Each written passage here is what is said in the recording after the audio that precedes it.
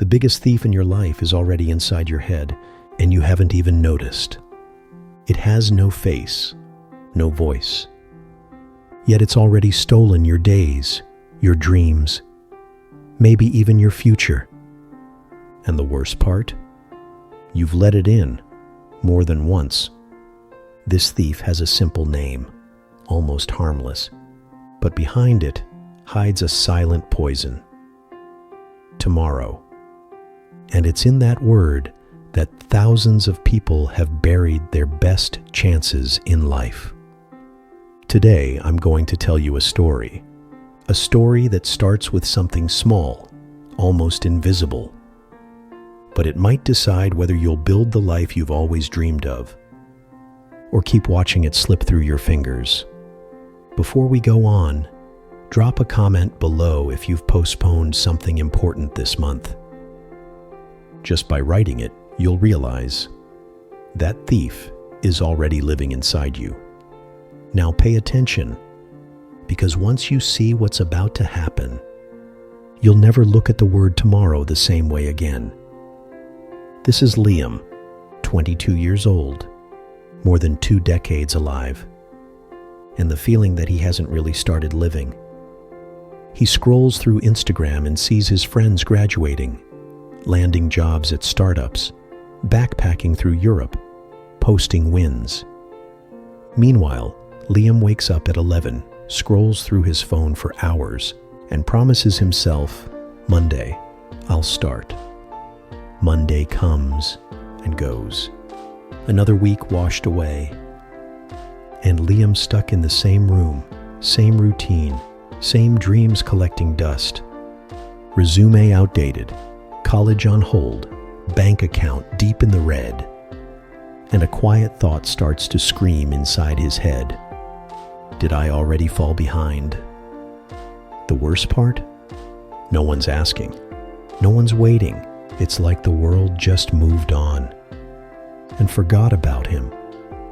But what Liam didn't know was that on this random day, with no warning, a stranger would cross his path. And with just one question, he'd plant the last chance Liam would ever have to turn things around. Liam was sitting on a park bench, headphones in, staring into nothing. Another directionless day. Another thought repeating, everyone's moving ahead, but where do I even start?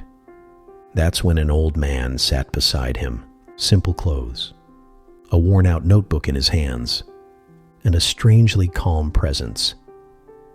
He looked at Liam and said, as if he already knew him, "You're in a hurry to change, but too scared to begin." Liam froze. What could this old man possibly know about his life?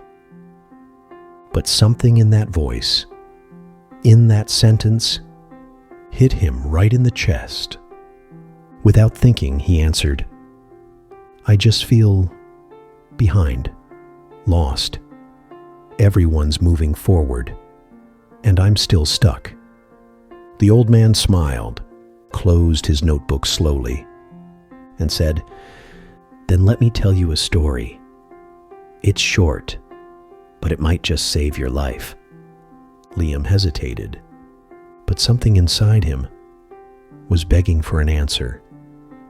What he didn't realize was that the story was about him. A long time ago, there was a young man named Eli. He lived in a poor village but dreamed of something greater. He wanted to be wealthy, not out of vanity, but to change his family's life. One day, a messenger from the king arrived with an invitation. "Come to the palace. A treasure awaits you.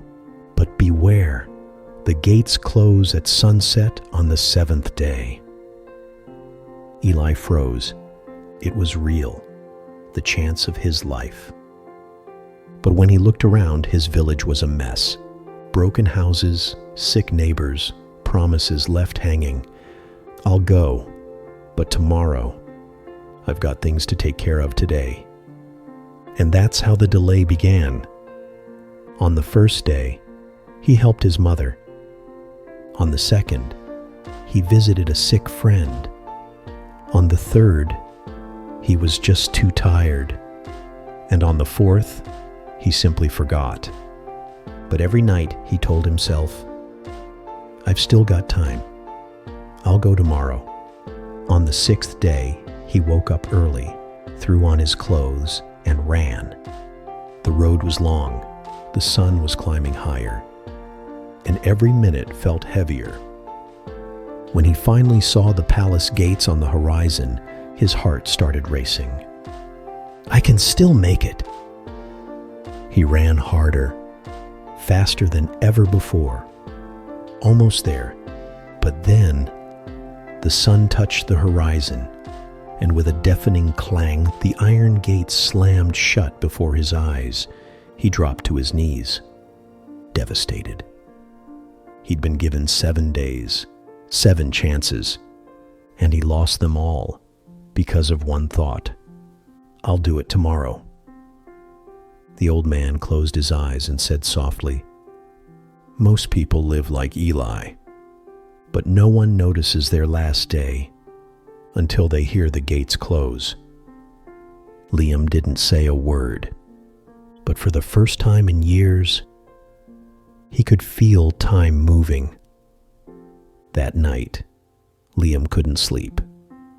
The old man's face, Eli's story, the sound of those gates closing, they echoed in his head like an alarm clock he couldn't shut off. For the first time, he looked in the mirror, and he didn't see a loser. He saw a man running out of time. The next morning, no perfect plan, no waiting for motivation. He just started, updated his resume, signed up for that forgotten online course, opened a spreadsheet, sent some emails, small actions, one by one. No waiting for Monday. At first it was hard. His mind kept screaming, "You're too late." But he answered, "Maybe." But today, I showed up. Days turned into progress. Progress turned into rhythm. And rhythm into transformation. Months later, Liam wasn't the guy who waited. He was the guy who did. Family, proud. Friends, inspired. And Liam, at peace. Because he realized the treasure he'd been chasing was never behind gates. It was in the time he'd been wasting, and now he used every second, as if it were his last. If you've made it this far, it's because this story wasn't just about Liam. It was about you. The question is simple now. Will you wait another day, or will you use time as your greatest ally? Comment right now, "My time is my wealth." That's your public commitment. No excuses, no tomorrow. Because if you value your time, time will give you everything you've ever dreamed of.